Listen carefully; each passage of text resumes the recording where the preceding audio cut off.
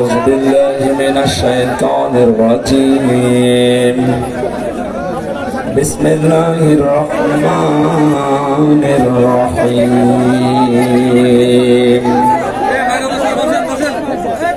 ظهر الفساد في البر والبحر بما كسبت أيدي الناس ليذيقهم بعض الذي عملوا لعلهم يرجعون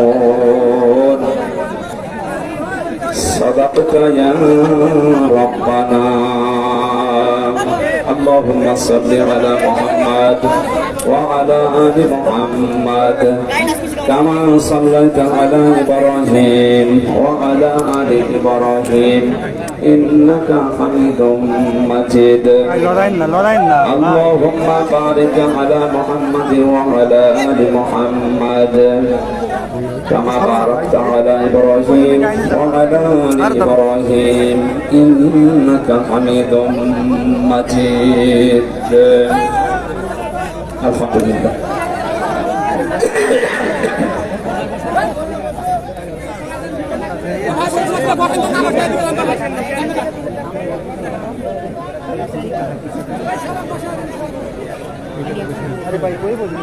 কথা বন্ধ করে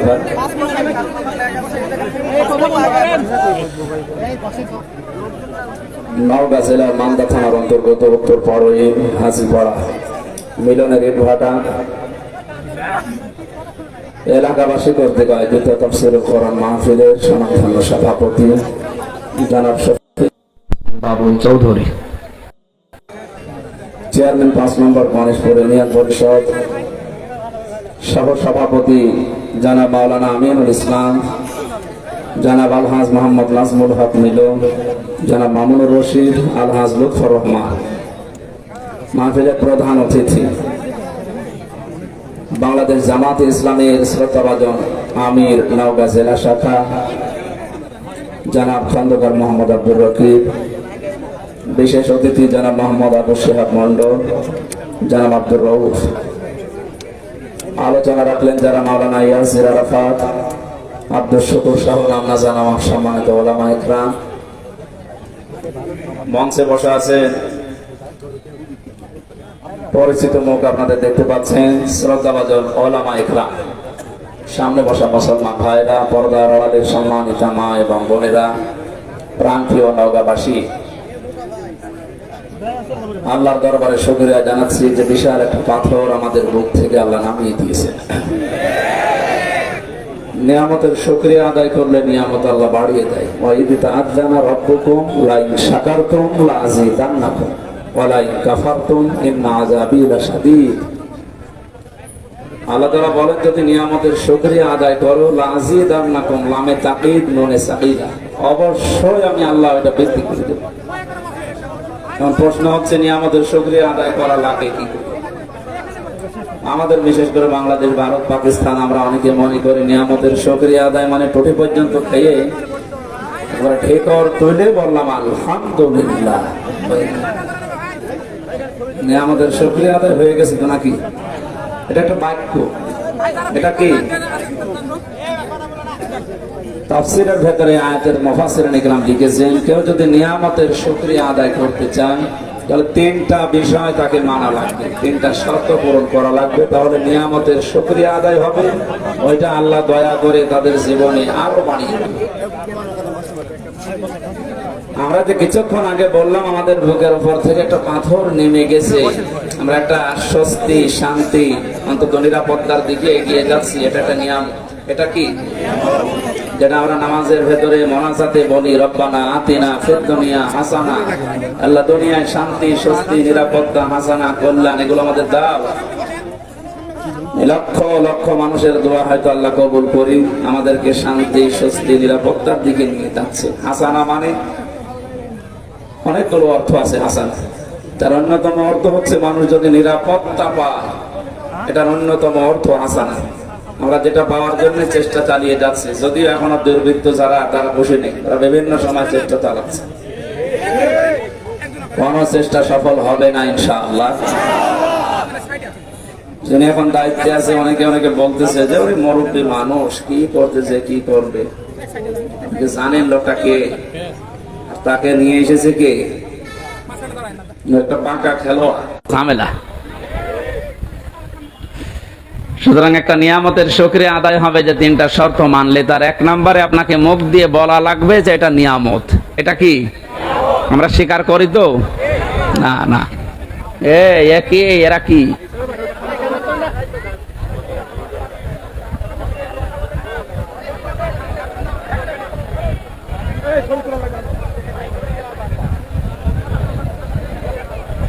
পরিবেশ যদি নষ্ট হয় সব গুনাহ হবে আপনার। বসেন, ওখানে বসেন, যেখানে জায়গা আছে ওখানে বসেন। ভেজা নাকি জায়গাটা ভেজা? তো কি এখানে দাঁড়িয়ে কি দেখছেন কি? বসেন, ওখানে বসেন।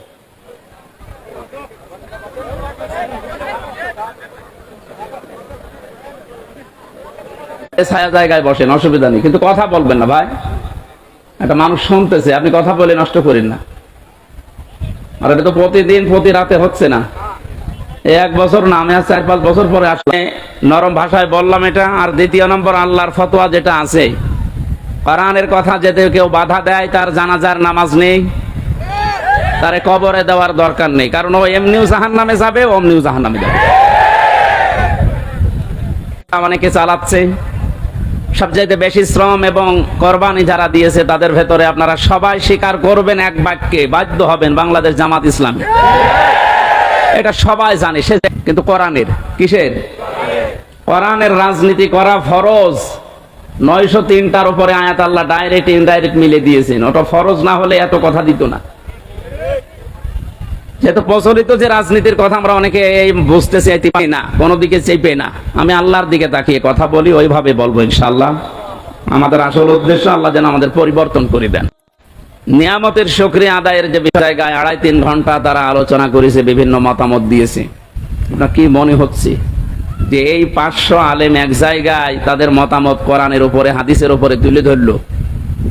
আগস্ট মাসের 5 তারিখের আগে 500 না, 5 লিল মুমিনিন ওয়ালা ইয়াজিদু যালিমিনা ইল্লা খাসারা।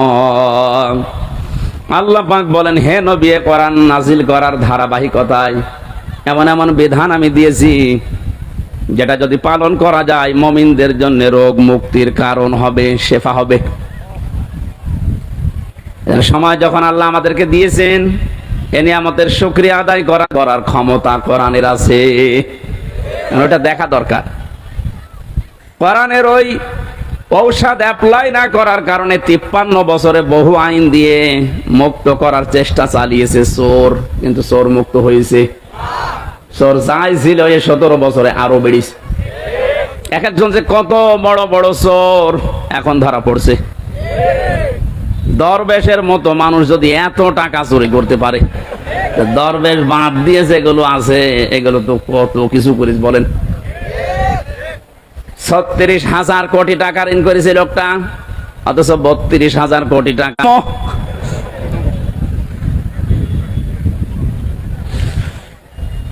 এই জন্য চোর মুক্ত করার জন্য বহু চেষ্টা চালিয়েছে। 0 টলারেন্স পর্যন্ত ঘোষণা দিয়েছিল বঙ্গবন্ধুর মেয়ে। পারে তো নাই, চোর দিন যত গেছে তত বেড়েছে। কারণ চোর মুক্ত করার জন্য যে ঔষধ দরকার, 53 বছরে পড়ে নাই। মা জাযাম বিমা কাসাবানা কালাম মিনাল্লাহ ইলা আখির আয়াত। আল্লাহ পাক বলেন, চোর পুরুষ হোক আর নারী হোক, সাক্ষ্য প্রমাণে যদি ধরা পড়ে যায় অবশ্যই তার হাত কেটে দেওয়া লাগবে। এটা হচ্ছে দুনিয়ার শাস্তি। কোন জায়গার? আখিরাতে কি হবে সেটা আল্লাহ জানে। এবার বাস্তবের দিকে নিয়ে আসেন। আপনি কে কোন আদর্শ মানেন, দল করেন, আমি জানি না। কোরআনের এই আয়াতটা যদি 53 বছর আগে যখন সংবিধান তৈরি হয়েছিল স্বাধীন করার পর, ওই সময় যদি আমরা এই আইনটা জারি করে দিতে পারতাম, আমার মনে হচ্ছে এই 24 সালে হাজারো মানুষের হাত শরীরে থাকতো না। বিশেষ করে বড় বড় চোরগুলো। না, অনেকে মনে করছে চুরি করলেই হাত কেটে দাও, তাহলে দেশে লাগবে। আর যদি স্বভাবে চুরি করে কেউ, আমার তো মনে হয় দেশে যারা বড় বড় চোর একটারও কোনো অভাব নেই, সবই স্বভাবের চোর। এটা মানুষের টাকা লাগে কত? চুরি করে তাও যদি আপনি নিয়ে যেতে পারতেন, আপনাকে আমি কিছু বলতাম না। নৌকায় পার হচ্ছিল, ওর বন্ধুরে যখন ধরেছে, বন্ধু বলছে আমি একা ধরা খাবো। ওই যে আল্লাহর ওলি, কোনটা? ওই যে সালমান এফ রহমান, তো ওর দাড়ি গো, ওগুলো দাড়ি কেটে ফেলেছে। তো আপনি কি করলেন বলেন তো? এখন এই যে ডিম খাচ্ছেন উপর দিয়ে নিচ দিয়ে, আরো তো জায়গা মতো পড়েননি। আমাদেরকে যে সমস্ত জালেমদের হাতে দিয়েছিলেন, আপনাদেরকেও যদি ওই রকম সামনে কেউ পড়ে যায়, ডিম দেখবেন জায়গায় দিয়ে দেবে। এই যে হাতের আঙ্গুল নখ দূরে ফেলে, এগুলো রিমান্ডে দেখাচ্ছিল যে আমরা যে এইভাবে নখ তুলি। এইরকম লোক জালেম শুধু ওদেরই, আর জালেম নেই, এখনো আছে। এই জন্য আপনার কিছুই হয়নি। এই আয়াতটা যদি কার্যকর থাকতো, আপনি চুরিও করতে পারতেন না, আজ আপনার উপরে ডিম খাওয়া লাগতো না। কোরআন নাজিল করার ধারাবাহিকতায় যেহেতু বিভিন্ন ঔষধ আছে, এগুলো এখন সব জায়গায় প্রতিষ্ঠিত করা দরকার। তাহলে জান্নাত, মিনি জান্নাত আপনি বাংলাদেশেই দেখতে পাবেন। এই জন্য এই নিয়ামতে সবাই আনন্দিত না। ওয়ালা ইয়াজিদু যালিমিনা ইল্লা খাসারা। হে নবী, জালেমদের জন্য কোরআনে কোনো ঔষধ নেই। কোরআনের যত সুন্দর কথায় তাদেরকে শোনান, তাদের শুধু ক্ষতি বৃদ্ধি হবে, রাগ হবে। এই জন্য বাংলাদেশে দ্বিতীয়বার স্বাধীন হওয়ার পরে অনেকের মনে আনন্দ নেই, কিছু মানুষের মনে এখনো পর্যন্ত দুঃখ, এখনো তাদের ক্ষতি বৃদ্ধি হতে আছে। দিন যত যাবে জালেমের কোনো সুসংবাদ নেই, ও আরো প্যাসে পড়বে। কারণ কি বলেন তো? কারণ জালেম যারা, এই শব্দটা এত ভয়ঙ্কর মারাত্মক শব্দ। কোরআনে কারিমে আল্লাহ যত কঠিন কঠিন কথা দিয়েছেন, সবচাইতে বড় কঠিন বক্তব্য দিয়েছেন জালেমের বিরুদ্ধে। আল্লাহ পাক বলেন, ইন্নামাস সাবিলু আলাল্লাযিনা ইয়াযলিমুনান নাস ওয়া ইয়াবগুনা ফিল আরদি বিগাইরিল হক। ইলা আখিরি আয়াত। সূরা সূরার 42 নম্বর আয়াত প্রথম অংশে আছে, আল্লাহ বলেন আমি আল্লাহর মামলা হবে তাদের বিরুদ্ধে যারা মানুষ হয়ে মানুষের উপরে জুলুম করেছে। এই আয়াত অনুযায়ী এখন বলেন তো, বাংলাদেশে আল্লাহর মামলার আসামি আছে না নেই? আল্লাহ ইয়াজলিমুনাল মুসলিমুনা দেননি, যে মুসলমানদের উপরে যারা জুলুম করেছে। ইয়াজলিমুনান নাস, মানুষ হয়ে যারা মানুষের উপরে করেছে, তাদের জন্য আল্লাহর মামলা রেডি হয়ে আছে। এই 17 বছর আপনি কি করলেন? বিবেকের কাছে প্রশ্ন করেন। আপনি হামজার মামলার আসামি না আপনি আল্লাহর মামলার আসামি? দ্বিতীয় শব্দ আরো মারাত্মক, ওয়ায়াবগুনা ফিল আরদি বিগাইরিল হক। অন্যায় ভাবে যারা পৃথিবীতে বিশৃঙ্খলা তৈরি করার জন্য বিদ্রোহ করে, এই 5 তারিখের পর থেকে 4-5টা গ্রুপ বিদ্রোহ করে ফেলেছে, সামনে এখনো 2-3টা আছে। আপনি এখন আনসারের নাম নিয়ে অধিকার আদায়ের জন্য মাঠে নেমেছেন, 17 বছর কোথায় ছিলেন? আমরা তো জরিপে এখন দেখতে পাচ্ছি 40,000 যদি আনসার নিয়োগ হয়ে থাকে 9 সাল থেকে 17 সাল 24 সাল পর্যন্ত, তার 33,000 সব গোপালগঞ্জের। এতদিন আপনি মায়ের কাছে বলতে পারেননি, এখন মামার কাছে, মামা বাড়ি আবদার পেয়েছেন। 5 তারিখের পর থেকে এই 29 তারিখ পর্যন্ত পুলিশ ছাড়া যদি বাংলাদেশ চলতে পারে, ও আনসার ছাড়াও চলতে পারবে। আপনাদের অধিকারের বিরুদ্ধে আমি না, অধিকার আদায় করেন, বৈষম্য দূর করার জন্য, যেহেতু এই দেশটা স্বাধীন হয়েছে করেন, কিন্তু সময় বুঝে তো এখনই শুরু করে দিয়েছেন। লোকটাকে কিছু গোছাতে দেবেন তো, কত ঋণ তার মাথার উপর আপনি রেখে পালিয়ে গেলেন, আপনি টের পাচ্ছেন? সেটা দাঁড়িয়ে আছে এখনো, তাকে একটু সময় দেন, সে একটু গুছিয়ে নিক। না এখনই আমারে দেওয়া লাগবে, আসেন সামনে আসেন, আপনার বাহিনী তুলে দেওয়া হবে। এই জন্য বিশৃঙ্খলা যারা করছেন, আজ বিদ্রোহ ঘোষণা করছেন, আপনিও আল্লাহর মামলার আসামি। পারে নাই প্রথমে হিন্দুদের দিয়ে, হালে পানি নেয়নি, এরপরে প্রধান বিচারপতিকে দিয়ে একটা চেষ্টা চালিয়েছিল, আল্লাহ নষ্ট করে দিয়েছে। এরপরে এনেছে আনসার, এটা দিয়েও হবে না, কারণ যে আছে, আপনি বললাম না কাঁচা খেলোয়াড় না, পেছনে অনেক কিছু আছে হেলান দেওয়ার মতো। আমার মোবাইলে সর্বোচ্চ কল আসলে আসবে, সর্বোচ্চ আসলে আমার মনে হয় তারেক জিয়ার পিএস অপু ভাইয়ের কাছ থেকে কল আসতে পারে, কারণ ওনার সাথে আমি 3 বছর ছিলাম জেলে। আর একটু বেশি আসলে গিয়াসউদ্দিন মামুন ভাইয়ের কাছ থেকে আসতে পারে, ওনার সাথেও ছিলাম 3 বছর। তাছাড়া আর উপরে তারেক জিয়া তো দেবে না। আর ডক্টর মোহাম্মদ ইউনূসের মোবাইলে কল আসে বারাক ওবামার কাছ থেকে, জো বাইডেনের কাছ থেকে, শি জিনপিং এর কাছ থেকে। টের পাচ্ছেন ওর খুঁটি কোন জায়গায় বাঁধা, ওর পেছনে কি ধাক্কা দেওয়া আছে দেওয়ালে, মানে আন্দাজে লাফান। বাস্তবতা কিছু জানেন?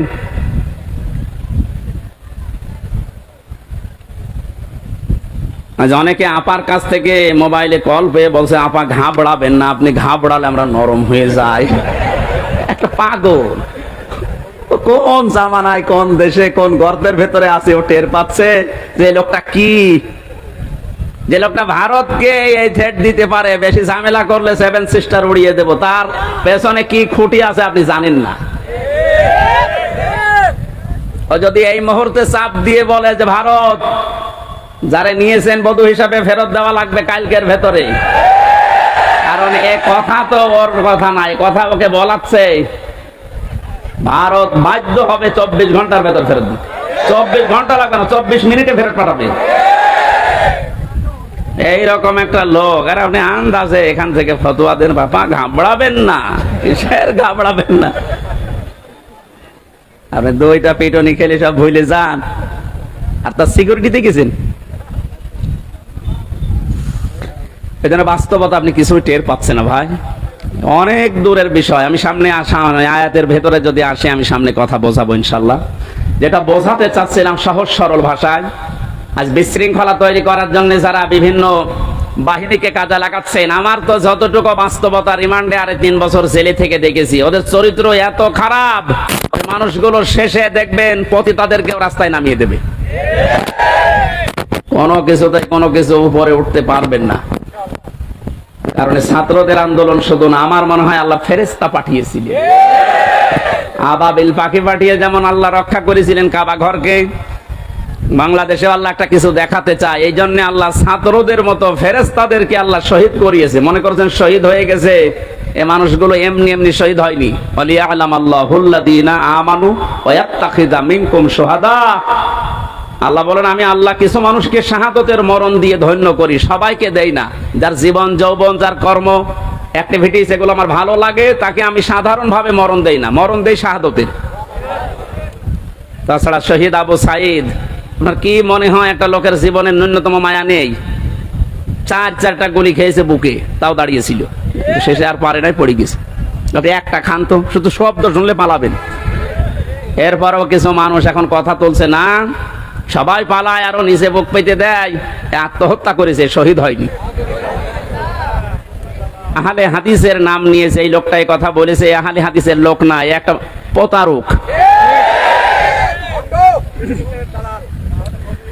আহলে হাদিসের এই যে রাজশাহীর গোদাগাড়ির অধ্যাপক মুজিবুর রহমান, ওনার সাথে আমি উমরায় ছিলাম রমজানি, কি উনি আহলে হাদিস না?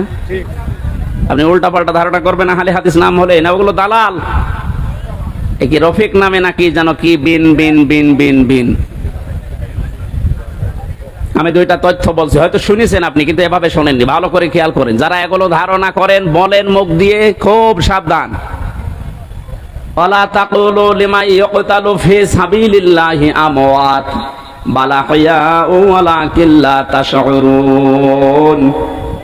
সূরা বাকারা 154 নম্বর আয়াতে আল্লাহ জানিয়েছেন, মানুষ যেহেতু মুখ দিয়ে কথা বলে, এজন্য মুখের উপরে আল্লাহ নোটিশ দিয়েছেন, ওই কথা বলবি না। এ মুখ দিয়ে কোনো দিন এই কথা বলবি না যে যারা মারা গেছে, শহীদ হয়েছে, যে ওরা মরে গেছে, কথা বলবি না। এই কথা কার? এই জন্য শহীদ শব্দটা অনেক দামি শব্দ। যারা শহীদ হয়েছে, জালেমের জুলুমের সামনে নিজের বুক পর্যন্ত দিয়েছে, জীবন পর্যন্ত দিয়ে যারা শহীদ হয়ে গেল, ওদেরও আমাদের মতোই জীবনের মায়া ছিল, কিন্তু মানবতাকে বাঁচাতে দেওয়ালে পিঠ থেকে গেছে, শেষ পর্যন্ত না পেরে জীবন দিয়ে গেল। এ মানুষগুলোকে আপনি মরে গেছে কখনো বলতে যাবেন না। আল্লাহ বলেন বাল আহইয়া, আরে ওরা জীবিত, ওয়ালাকিন লা তাশউরুন, কিন্তু তোরা টের পাস না। এরপরে মানুষ যেহেতু হৃদয়ে কল্পনা আনতে পারে, ধারণা করতে পারে, এই জন্য আল্লাহ ধারণার উপরে নোটিশ দিয়েছে, ওয়ালা তাহসাবান্নাল্লাযীনা কুতিলু ফি সাবিলিল্লাহি আমওয়াতা বাল আহইয়াউন ইনদা রাব্বিহিম ইয়ারযাকুন। সূরা আলে ইমরান 169 নম্বর আয়াত। তাফসীরে ফি জিলালিল কোরআনের ব্যাখ্যাটা ব্যাপক লেখা আছে, আমি সামারাইজ করে বলছি। আল্লাহ বলেন, ওই ধারণাও করবি না, যারা আমি আল্লাহর জন্য জীবন দিয়ে গেল এরা মারা গেছে এরকম ধারণাও করবি না, বরং তারা জীবিত এবং আমি আল্লাহর কাছে তারা রিজিক পায়। জোরে বলেন সুবহানাল্লাহ। এই জন্য বড় কঠিন সতর্ক থাকা লাগবে এই বিষয়গুলোতে। অনেক জালেম পর্যন্ত এখন উঠে পড়ে লেগেছে এই শান্ত দেশকে অশান্ত করার জন্যে। আপনি কিন্তু হামজার মামলার আসামি থাকবেন না। আমরা যদিও এই জালেমদের বিরুদ্ধে ওরা যেমন 50টা মামলা বলেছিল আমারে দেবে, আমরা 100টা দেবো এখন। কিন্তু আপনি তার আল্লাহর আমার হামজার মামলার আসামি থাকছেন না, আপনি সরাসরি আল্লাহর মামলার আসামি হয়ে যাচ্ছেন। আপনার দুনিয়াও শেষ, আখিরাত তো শেষই। এরপরও অনেকে বলে হুজুর মাফ করে দিলে কি না, জালেমদের মাফ করলে মজলুমের উপরে অবিচার হয়। কারণ আপনি তো ওই জায়গায় পড়েননি তাই এ কথা বলছেন। 18 কোটি মানুষ যদি এদেশে মাফ করে দেয়, আয়না ঘরের সাথে যারা জড়িত ছিল, ব্যারিস্টার আরমানের বউ তাকে মাফ করবে? আপনার কি মনে হয় যে আন্দাজ বললে মাফ করে দেবে? আপনি থেকে দেখেন তো, স্বামী ছাড়া 8 বছর। আরে ভাই, একটা মানুষকে আপনি যদি মেরে ফেলতেন তাহলে তার বউটা অন্য জায়গায় বিয়ে করতে পারত। এক কথা বলছেন এখন। আর আপনি এমন জায়গায় রাখেন, এই জন্য আয়না ঘর মারা বানিয়েছে। আমার মনে হয় ওটা ধ্বংস করে ফেলা লাগবে না, ওটা রেখে দেন, ওটা টুরিস্ট প্লেস হিসাবে রেখে দেন। মানুষেরা ওইটা দেখতে যাবে আর সামাম পৃথিবীর মানুষ জানবে যে বাংলাদেশে জালেম ছিল। মানুষ কত বড় নৃশংস, কত বড় জুলুমকারী হলে এই যে মাটির নিচে এই ঘরের ভেতরে মানুষকে তাও 2-5 দিন রাখেন। 8 বছর রেখে দিয়েছে, কারোর 10 বছর, কারোর 12 বছর। আমিও মাটির নিচে ছিলাম, যেখানে আমি শুনেছি, আমারও তো বেশি দিন রাখে নাই। কি যে মানুষের একেবারে সহ্যের বাইরে চলে যাবে জায়গাটা। এই হাঁটুর ভেতর দিয়ে হাত দিয়ে, এরপরে আবার এখানে হ্যান্ডকাপ দিয়ে বেঁধে একটা মানুষ এভাবে ঘন্টার পরে ঘন্টা, দিনের পরে দিন, মাসের পরে মাস, বছরের পর বছর এভাবে রেখে দেয়, শুধু টয়লেট করার জন্য 1.5 মিনিট সময় দেয়। আমার সাথে যে আলেম ছিল মুফতি ফখরুল ইসলাম, কি কষ্ট যে লোকটাকে দিয়েছে। এই জন্য জালেম যারা, এদেরকে হেদায়েত আল্লাহ দেবেন না। আমি দোয়া করলেও হবে না। কাবা শরীফের ইমামও যদি দোয়া করে এই জালেমের জন্য, ওকে আল্লাহ হেদায়েত দেবে না, ওকে জাহান্নামে দেবে। আমি এইটা বানালাম। এই কথা বন্ধ করেন। আল্লাহু লা ইয়াহদিল কওমাজ জালিমিন, এ কোরআনের আয়াত না আমি বানালাম। এক কথা বলেন। এই যে ইয়াহদি, এখানে আলেম আছে না, মোজারে, এটা বর্তমান, ভবিষ্যৎ, প্রেজেন্ট, ফিউচার। আল্লাহ পাক বলেন আমি জালেমদেরকে হেদায়েত দিচ্ছি না, দেবও না। সুতরাং যারা জুলুম করেছেন, আপনি জানতেন না যে আয়না ঘরে কারা থাকে? অবশ্যই আপনি জানতেন, আপনার কথা মতো হয়েছিল। এই জন্য আপনি আল্লাহর হেদায়েত থেকে বঞ্চিত। যতবার হজ করেন না কেন, তাহাজ্জুদ মিলে পড়েন, আপনি হেদায়েত পাবেন না। আর হেদায়েত কেউ না পেলে সে জান্নাত পাবে? বলেন বলেন। তাহলে আমরা একবারে ফতোয়া দিতে পারি যে আপনি চির জাহান্নামী, নাকি বেশি বলে ফেললাম? না না, আমি যা পড়েছি তাই বলছি। কারণ জালেমদেরকে আমি দোয়া করলো, আল্লাহ হেদায়েত দিচ্ছে না, দেবে না। কিয়ামতের ময়দানে আল্লাহ পাক 2 শ্রেণীর মানুষকে নবীর হাত থেকে হাউজে কাউসার খেতে দেবেন না। কয় শ্রেণী? 1 নম্বরে যারা ইসলামের ভেতরে নতুন নতুন বিষয় ঢুকিয়েছে, বেদাত বলে যারে, এদেশে সবচাইতে বেশি এটা। আমার তো ভয় হয় এই কারণে যে বাংলাদেশের হাজারো মুসলমান আমরা নবীর উম্মত দাবি করছি, কিন্তু এই বেদাত করার কারণে আল্লাহর নবীর হাত থেকে পানি পাবো না। 2 নম্বরে যারা জুলুম করে এবং জালেমের যারা প্রশংসা করে, তার সাহায্য করে, সহযোগী হিসাবে কাজ করে, এরা নবীর হাতের হাউজে কাউসারের পানি পাবে না। আপনি এই হাদিসটা এবার বাংলাদেশে মিলান। কত হাজি জালেমের সহযোগী, জালেমকে ভালোবাসে, সাপোর্ট করে, এই কারণে নবীর হাতের ওয়ারিশ হিসাবে সে পানি পাবে না। এরকম মানুষ হাজি দেশে নেই। আপনার দুনিয়াও শেষ, আখিরাতও শেষ। আপনি কি করলেন? এখন আর ফিরে আসার সময় আপনার আর নেই। আপনি যা করেছেন এর হিসাব আপনাকে দেওয়া লাগবে। কারণ আপনি একেবারে সীমানার বাইরে চলে গেছেন। যে সমস্ত পাপের কারণে আল্লাহ দুনিয়ায় শাস্তি নাজিল করে তার ভেতরে অন্যতম পাপ, মানুষ যখন সীমা লঙ্ঘন করে ফেলে তখন আল্লাহ 8 প্রকার শাস্তি দুনিয়ায় দেয়। আমি একটা একটা করে কোরআন দিয়ে ওইদিকে যাবো ইনশাল্লাহ। আপনারা আছেন তো ময়দানে? নিয়ামতের শুকরিয়া আদায় যদি করতে চান তাহলে মুখ দিয়ে বলেন যে হ্যাঁ এটা নিয়ামত। এটা বিশাল একটা পাথর বুকের উপর থেকে আল্লাহ নামিয়ে দিলেন, এটা কি? কিন্তু যারা স্বীকার করছে না, এখনো অনেক জালেম নেই যে স্বীকার করছে না, এখনো পর্যন্ত এই দুর্বিসন্ধিতে লিপ্ত আছে। 2 নম্বরে নিয়ামতের শুকরিয়া আদায় করার শর্ত হচ্ছে আপনার মনের ভেতরে একটা আলাদা আনন্দ আপনি অনুভব করবেন, যেটা সত্যি আমরা পাচ্ছি, সবাই পাচ্ছে। এত বড় জুলুম বিদায় নেওয়ার পরেও যদি আপনার মনের ভেতরে আনন্দ না আসে, শান্তি না লাগে, নবীজি হাদিসের ভাষায় পড়েছি মানুষের এই পশমগুলো তখন খাড়া হয়ে যায়। বাম স্তনের 2 আঙ্গুল নিচে যে গোস্তের টুকরা আছে ওই টুকরাটা লাফালাফি করে। আমার তো 5 তারিখের পর থেকে যে আনন্দ, এমনিতে এই কোরআনের এবং হাদিসের এই শব্দের গুলোর সাথে আমার বুক এবং হাত পশম সব মিলে যাচ্ছে। আমি দেখতে পাচ্ছি এখনো অনেকের মেলছে না। এই কথা বলবেন কেন? 3 নম্বরে নিয়ামতের শুকরিয়া আদায় হবে যে উদ্দেশ্য নিয়ে আপনি ওটা কায়েম করেছিলেন, ওটা একেবারে সর্বশেষ জায়গায় পৌঁছিয়ে দেওয়া। এদেশে সমন্বয়ক যারাই ছিল ছাত্র আন্দোলনের অধিকাংশ গুলোর এখন কথা আমি শুনতে পাচ্ছি, ওরা বলছে আমরা মুসলমান। কালকে একজনের বক্তব্য দেখলাম ঢাকাতে, ওরা বলছে আমরা বাংলাদেশে যত জেলায় থানায় সমন্বয়ক ছিলাম আমাদের উদ্দেশ্য ছিল এই যত রকমের বৈষম্য আছে সব আমরা দূর করে সমান সমান করে দিতে চাই, এটা আল্লাহ চাই। কথা বলেন না কেন? আমরা যেহেতু 96% মুসলমান এই দেশে, দল মত আমরা যাই করি না কেন, 53 বছর তো দেখলাম যে মানুষ চালালে কেমন লাগে না, দেখি নাই? বাবা চালিয়েছে কেমন লাগে আমরা দেখেছি, স্বামী চালিয়েছিল কেমন লাগে আমরা দেখেছি, চাচা চালিয়েছে যেভাবেই হোক দেখেছি, বুবু চালিয়েছিল, ভাবি চালিয়েছে। শুধু এখন দেখতে বাকি আছে কোরআন দিয়ে দেশ চললে কেমন দেখা যায়। আপনি সমন্বয়ক যত আছে আমার মনে হয় যদি 500 জন থাকে 498 জন এই কথা বলতে বাধ্য হবে যে আমরা বৈষম্য দূর করার জন্য আন্দোলন আরম্ভ করেছিলাম, আর এটা দূর করার জন্য কোরআন ছাড়া অন্য কোন নিয়ম দুনিয়ায় নেই। অন্য নিয়ম আসলে আবার বৈষম্য শুরু হবে। কোরআনে কারিমে কোনো বৈষম্য আছে? নেই। নেই যে এটার প্রমাণ কি?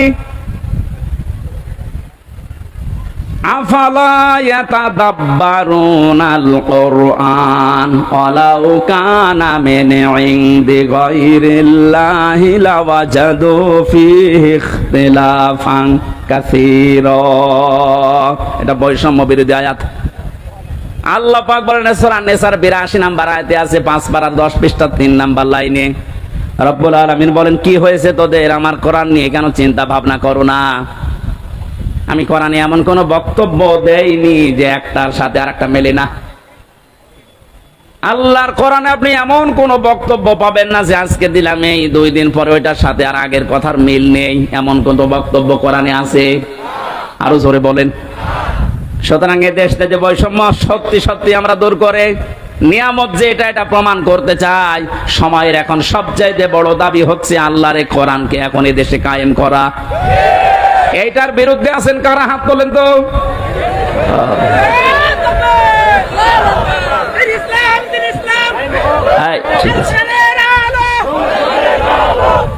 মানুষের এখনো মনে হয় ওই ঘোর কাটেনি। আমার মনে হয় আমান আজমি ভাই এই যে জেল কি আয়না ঘর থেকে এসে এখনো যেমন স্বাভাবিক হতে পারেনি, ব্যারিস্টার আরমান আয়না ঘরে 8 বছর থাকার পরে এখনো উনি স্বাভাবিক হতে পারেনি, আমিও জেলখানায় 3 বছর, আমি এখনো স্বাভাবিক না। এখন এই দেশের আমার মনে হয় জনগণ এখনো স্বাভাবিক হয়নি, মনে করছে 5 তারিখের আগে আসি না। এখন আর 5 তারিখ নেই, এখন 29 তারিখ। কত বলেন বলেন? যেন এর দাবি এখন এইটা, যেহেতু বৈষম্য দূর করার জন্য সংস্কার করার জন্য সব জায়গায় কাজ চলছে, সবচাইতে বড় সংস্কার হবে এখন যে জালেমগুলোর কারণে পুলিশ বাহিনীর বদনাম হয়েছে ওদেরকে প্রকাশ্যে যা ভালো লাগে ওরা করা দরকার। সব পুলিশের দোষ আছে? কখনো না। হাতে গোনা কয়েকটা জালেমদের দোষক যারা ছিল, বিশেষ করে আমার রিমান্ডে যে কয়জন ছিল, আমি তো অন্যগুলোর খবর ভালো জানি না, এদের আমি চিনি। আমি আকিজ গ্রুপে চাকরি করতাম, আবদিন হাসপাতাল। এই শয়তানরা আমারে তুলে নিয়ে টাকা খাবে বলে ওই মালিককে এখন এই 5 তারিখের আগেও টাকা নিয়েছে। আমার মামলার আয়োজে ছিল মিজানুর রহমান, এই মাদারীপুরে ট্যাকের হাটে বাড়ি। এরে খুঁজে বেড়াচ্ছে, যদি পা এরে পিটিয়ে মেরে ফেলবে। আমার কুষ্টিয়াতে আমাদের সামনে 14 জন মানুষকে একদিনে মেরেছে, 5 তারিখে একদিনে। দারোগা সাহেব আলী, কুষ্টিয়ার মানুষ যদি ওর চেহারা পায় কি সে করবে মানুষ, কারণ যারা মারা গেছে সব আমার বাড়ির আশপাশে।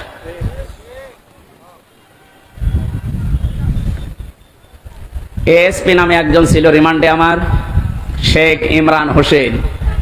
ওর বাড়ি খুলনা ফুলতলা এলাকায়, ওর বাবা আওয়ামী লীগের উপজেলা চেয়ারম্যান। ওরাও খুঁজে বেড়াচ্ছে, কারণ 5 তারিখের আগে পর্যন্ত নাকি এরা টাকা নিয়েছে। স্যার আজকে আমার কল দিয়েছিল, হুজুর 5 তারিখের আগেও আমার কাছে টাকা নিয়ে গেছে। এখনো যদি 5 তারিখ না আসতো মনে হয় আরো টাকা চাইতো। সুতরাং ওদেরকে আপনি ক্ষমা করবেন কি, কোন জিনিস দেখে? এই শয়তানগুলোর কারণে আজ হাজার হাজার পুলিশ এখনো পর্যন্ত ভয় আছে, বের হচ্ছে না বাইরে। এজন্য বাহিনীর সবার দোষ না, তাদের দোষ। এইগুলোকে এখন এই বাহিনীর সামনে এনে দেওয়া দরকার, যে নে যা পারবি ফুটবল খেল। কালকে ইনোরে একটা লাথি দেয়নি একজন?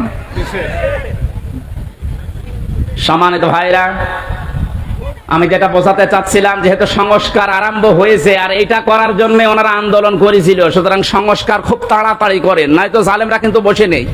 ওরা একটা একটা করে ইস্যু তৈরি করবে, আবার অশান্ত করার চেষ্টা করবে। ডক্টর মোহাম্মদ ইউনূস বারবার বলছে, ভাইরা আমার সময় দিন, আমাকে আজ করতে দিন।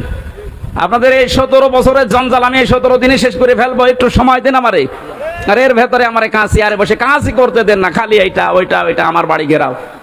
তা আপনি ওনার বাড়ি ঘেরাও করে কি করবেন? ওনারে তো পেছনে যারা খুঁটি দিয়ে রেখেছে তারা তো আর এই বাড়ি ঘেরাও কিছু মনে করে না।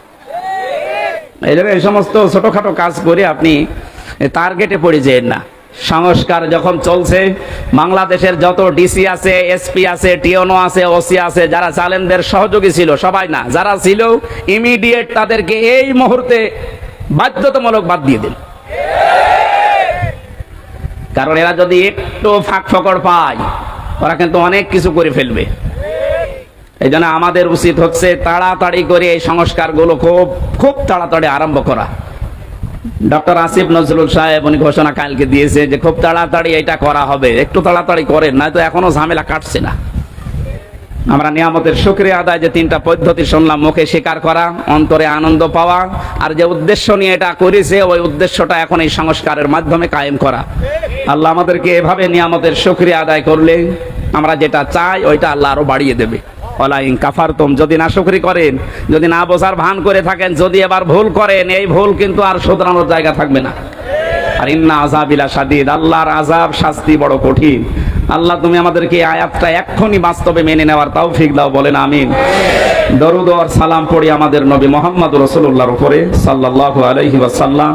আমার আজকের আলোচনার বিষয় হচ্ছে এই যে আযাব গজবগুলো একটা একটা করে এখনো থামছে না, আসতে আছে। এগুলোর কারণ ব্যাখ্যা করব আজকে কোরআন দিয়ে। সূরা রুম 41 নম্বর আয়াত। কত নাম্বার? আল্লাহ রাব্বুল আলামিন বলেন, আউযু বিল্লাহি মিনাশ শাইতানির রাজীম, বিসমিল্লাহির রহমানির রহিম।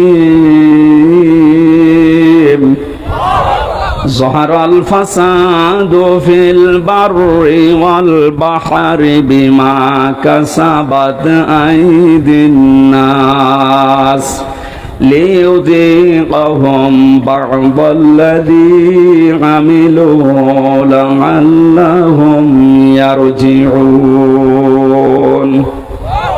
সাদাকাল্লাহুল আযীম। আল্লাহ পাক বলেন, জলে স্থলে যে বিপদ আপদ মুসিবত, যে গজবগুলো দেখতে পাচ্ছ, সব কিন্তু তোমাদের হাতের কামাই করা বস্তু। আমি এগুলো দিতে চাই না। ওমা আসাবাকুম মিন মুসিবাতিন ফাবিমা কাসাবাত আইদিন নাস ইলা আখির আয়াত। সূরা শুরার ভেতরে আল্লাহ জানিয়েছেন, যত অপরাধ করো, আমি যদি সব পাপের শাস্তি দুনিয়ায় দিতাম, শ্বাস করার সময়ও পেতে না। আমি আল্লাহ আমার দয়ার কারণে অধিকাংশ গুলোই মাফ করে দেয়, আর কিছু শাস্তি তোমাদের পাপের জন্য একটু মজা চাকাই। কেন চাকাই জানো? লিউযিকাহুম, এই শাস্তিগুলো তোমাদের উপরে আমি দিয়ে লাআল্লাহুম ইয়ারজিউন, আমি আশা করি তোমরা ফিরে আসবে। ও বাংলার জনগণ, পাথর নেমে গেছে বলে আপনি আবার উচ্ছৃঙ্খল হয়ে যাবেন না। কারণ উচ্ছৃঙ্খল যারা, যে মানুষগুলো জালেম, যারা মানুষের অধিকার নষ্ট করে, ওই মানুষগুলোকে আল্লাহ পছন্দ করে না, করবেও না। আমরা যেন সংশোধন হওয়ার নিয়ত যখন এসেছি, পাপের এই কারণগুলো আগে আবিষ্কার করা। প্রতিটি যুগে যুগে আমরা দেখেছি আল্লাহ যে আযাবগুলো নাজিল করেছিলেন তার কিছু কিছু কারণ পেয়েছি। সূরা আনকাবুতের 40 নম্বর আয়াতের ব্যাখ্যা আল্লাহ পাক বলেন, ফাকুল্লান আখাযনা বিযামবিহি ফামিনহুম মান আরসালনা আলাইহি হাসিবা ওয়া মিনহুম মান আখাযাতুহুমুস সাইহাতু ওয়া মিনহুম মান খাসাফনা বিহিল আরদা ওয়া মিনহুম মান আগরাকনা ইলা আখির আয়াত। আমি প্রত্যেক যুগে পাপীদের পাপের কারণে আমি তাদেরকে, তাদের অপরাধের কারণে আমি পাকড়াও করেছিলাম। কাউকে আমি বৃষ্টির ভেতরে বৃষ্টি দিয়ে দুনিয়া থেকে বিদায় দিয়েছি, কাউকে পাথরের বৃষ্টি, কাউকে আমি আল্লাহ বন্যা দিয়ে দুনিয়া থেকে বিদায় দিয়েছি। এরকম 8-9টা শাস্তির কথা আয়াতের ব্যাখ্যায় আমরা পেয়েছি। এখন যেহেতু বন্যা চলছে, কি চলছে? যদিও আমার যতটুকু ধারণা বা বাস্তবতায় যা দেখছি, এর জন্য এককভাবে দায়ী আমাদের এই প্রতিবেশীরা। আমাদের যখন ডাকবে তখন দেয় না, যখন আমরা নিজেরাই ডুবে যাই তখন ছাড়ে। কি একটা আশ্চর্য প্রতিবেশী আল্লাহ আমাদেরকে দিয়েছেন। আর এই প্রতিবেশী নিয়ে অনেকে গর্ব করে। প্রতিবেশী যদি প্রতিবেশীর মতো না হয়, তাদের বিরুদ্ধে আল্লাহ পাক নিজে অভিযোগ দায়ের করবেন। সুতরাং আপনারা প্রতিবেশী হিসাবে যা করছেন, এটা প্রতিবেশীর কাজ না। আমরা তাফসিরে হাদিসে এমনও পেয়েছি, প্রতিবেশীর মর্যাদা মূল্য এত বেশি, নবীজি বলতেন মাঝে মাঝে যে জিবরাইল যেভাবে প্রতিবেশীর কথা আমারে শোনায়, আমার তো মনে হচ্ছে যে আমার জমি জায়গা আবার প্রতিবেশীকে দিয়ে দেওয়া লাগে কিনা।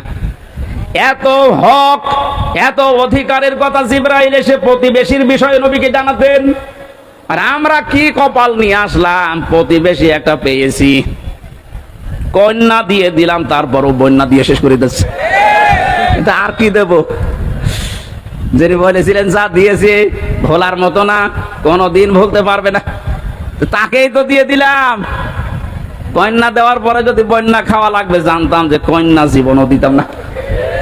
হেলিকপ্টারের মালিককে বলে দিতাম যে ভাই ওইদিকে না, যে অন্যদিকে যান।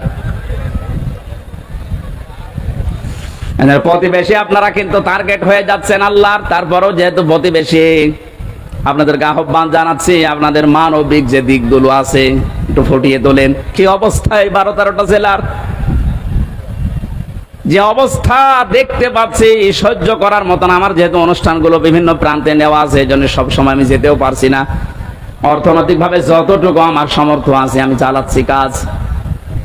বাংলাদেশ জামাতে ইসলামী কুষ্টিয়া জেলা শাখার পক্ষ থেকে ওনারা খরচ করে যাচ্ছে। আমি আহ্বান জানিয়েছি, আমার জেলার ভেতরে যারা আছেন, সঠিকভাবে যদি এই মানভাষী মানুষকে কিছু দিতে চান, অন্যের হাতে দিলে হয়তো 2 নাম্বারই হতে পারে, কিন্তু আমার যতটুকু বাস্তবে দেখা, এদের হাতে দেন, সঠিক জায়গায় পৌঁছিয়ে যাবে, যাচ্ছেও তাই।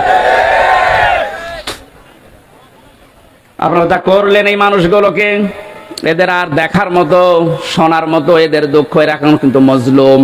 আর আমরা জানি ইত্তাকি দাওয়াতাল মাজলুম ফাইন্নাহা লাইসা বাইনাহু ওয়া বাইনাল্লাহি হিজাব।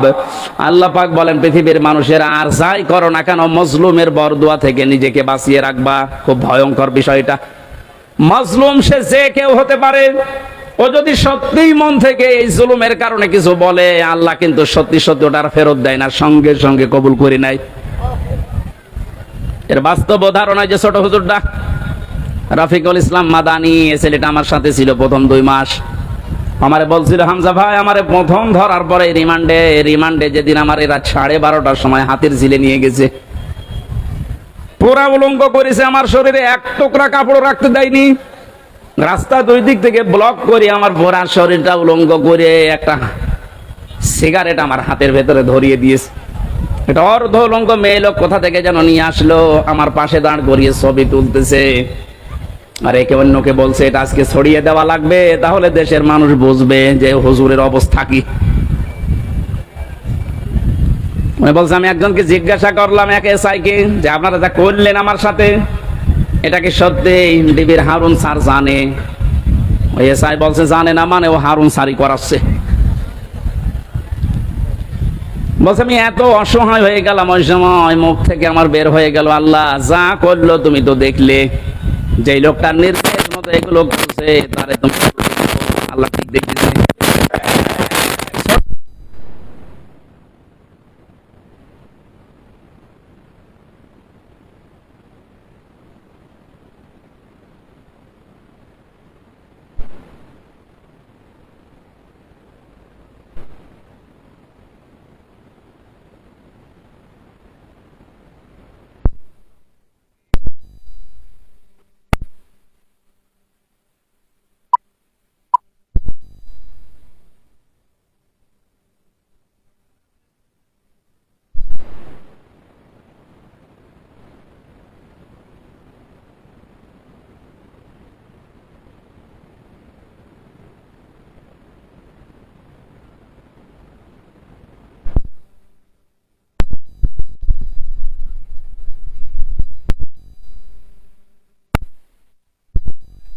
এই এলাকায় বাস করতেন, ডাক দিয়ে বললেন আমার জাতির লোকেরা তোমরা আল্লাহর ইবাদত করো, তিনি ছাড়া ইলাহ এটা আর কেউ নেই। ইলা মানে ইলা শব্দের চারটা প্রধান অর্থ আমি এই আয়াতের তাফসিরে পেয়েছি। এক নয়, ভালো করে শোনেন, এই জন্যই তাফসির মাহফিলে আসতে হয়। আলেমগুলো খেলা করার জন্য এখানে বসে নেই, ওনারা জানে না এই গুরুত্বপূর্ণ কাজ বাদ দিয়ে ওনার মতো মানুষেরা যদি মোস্তফা আমিন বসে থাকতে পারে, আপনি কি হয়েছেন বলেন তো? ইলা শব্দের যে ব্যাখ্যা দিচ্ছে এবার নিজের জীবনের সাথে মিলাবেন। আল্লাহ রাব্বুল আলামিন জানিয়েছেন প্রতিটি নবীর যে দাওয়াতের পদ্ধতি ছিল, আমি কিছু কিছু কোরআনে কোট করেছি, তার ভেতরে শুআয়ব আলাইহিস সালাম একজন। তিনি জাতির লোকদেরকে বলেছিলেন জাতির লোকেরা আল্লাহর ইবাদত করো, তিনি ছাড়া ইলাহ নেই। কি নেই? আমরা যেহেতু নবীর ওয়ারিস, নাকি মানেন না? এক কথা বলেন না কেন? আমি তো প্রথমেই বলেছিলাম রাজনৈতিক ভাবে আমি একটা দলকে ভালোবাসি, সাপোর্ট করি, সহযোগিতা করি, কিন্তু এটা তো ওইটা না। আমি জাতির লোককে এখন বাঁচাতে চাই, ওইরকম মন নিয়ে কথা বলছে। আমি নবীর ওয়ারিস হিসাবে এখন দায়িত্ব পেয়েছি। আল্লাহ পাক যে জানিয়েছে নবীদের এই কাজ ছিল, আমরা নবীর ওয়ারিস হিসাবে আমাদের এই একই কাজ। ওনারা যেটা বুঝিয়েছিল ওইটাই বোঝাচ্ছে, জাতির লোকেরা আল্লাহ ছাড়া কারো ইবাদত করা যাবে না, তিনি ছাড়া কোনো ইলাহ নেই। কি নেই? আরো জোরে বলেন। ইলাহ শব্দের ব্যাখ্যা বললাম কয়টা? চারটা। বলেন বলেন। এক নম্বরে ইলাহ মানে আল্লাহ পাক বাদ দিয়ে আইন তৈরি করার ক্ষমতা কারণে, এই জন্য আল্লাহ ইলাহ। আল্লাহ কি? এটা যতদিন পর্যন্ত আপনি না মানবেন আমি দাওয়াত দিতেই থাকবো আপনাকে, কারণ আপনি এখনো পর্যন্ত ক্লিয়ার না। আইন তৈরি করার দায়িত্ব দুনিয়ার কারো হাতে আল্লাহ ছেড়ে দেয়নি, এটা আল্লাহর হাতে। কারো হাতে ছেড়ে দিলে সে নিজের দলীয় কায়দায়, নিজের ব্যক্তিগত কায়দায়, নিজের স্বার্থে, দলীয় স্বার্থে ওইটা বানাইতো। কথা বলেন না কেন? আল্লাহকে ওই রকম এই কথা বলেন।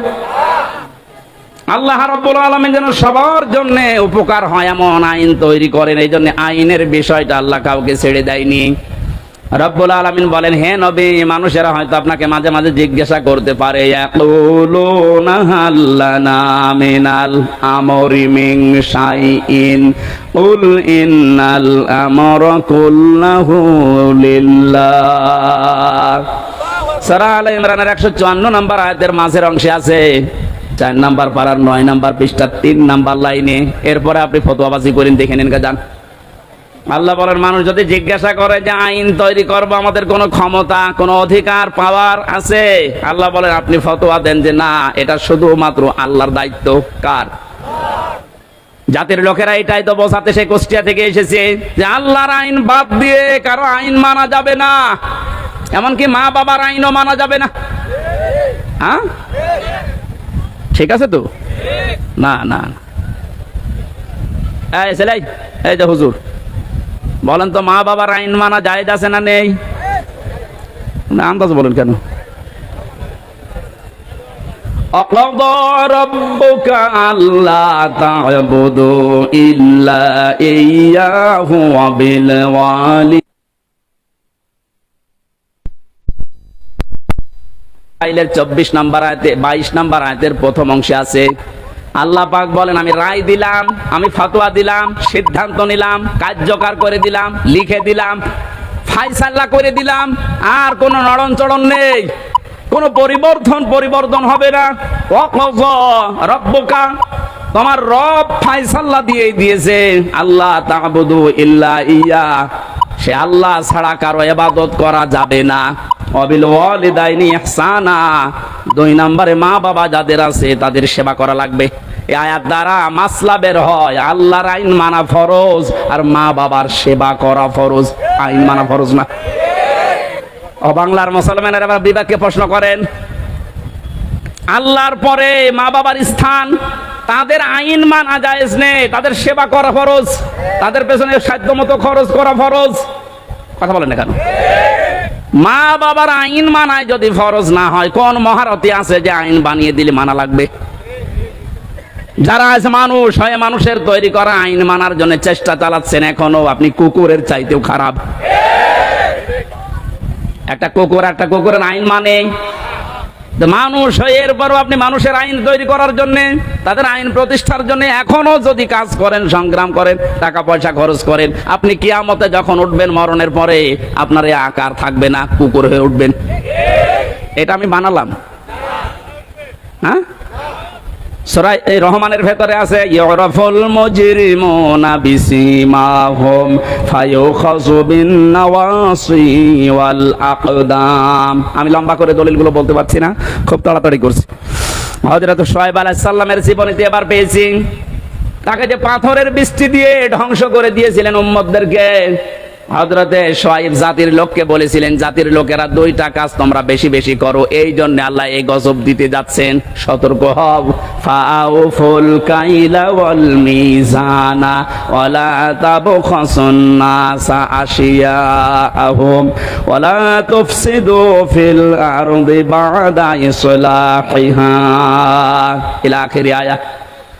1 নম্বরে জাতির লোকের ভেতরে এই কাজটা বেশি ছিল, তারা ওজনে কম বেশি করত। কিসে? ওজন মানে শুধু দাড়ি পাল্লার ওজন বলেন না, পৃথিবীর প্রতিটি জিনিসের ওজন আছে, আপনার বিবেকেরও ওজন আছে। এই যে চেয়ারে বসেছি, চেয়ারের ওজন আছে। যারা আজ লেখাপড়া করায়, মাস্টার, শিক্ষক, ওস্তাদ, মুআল্লিম, তাদেরও ওজন আছে। তারা নেওয়ার সময় তো বিভিন্ন জায়গা থেকে জ্ঞান ভালোই অর্জন করেছে, এই যে মাস্টার, কিন্তু দেওয়ার সময় আর ঠিক মতো ছাত্র ছাত্রীদের দিতে চায় না, তখন বলে প্রাইভেট পড়া লাগবে, কোচিং করা লাগবে। কোরআনে কারীম যেন আমাদের নাম নিয়ে আয়াত আল্লাহ নাযিল করেছেন, ওয়াইলুল লিল মুতাফফিফিন আল্লাযীনা ইযা ইক্তালু আলান নাসি ইস্তাওফুন। আল্লাহ বলেন ধ্বংস হয়ে যাক ওই দোকানদারগুলো যারা ওজনে কম বেশি করে।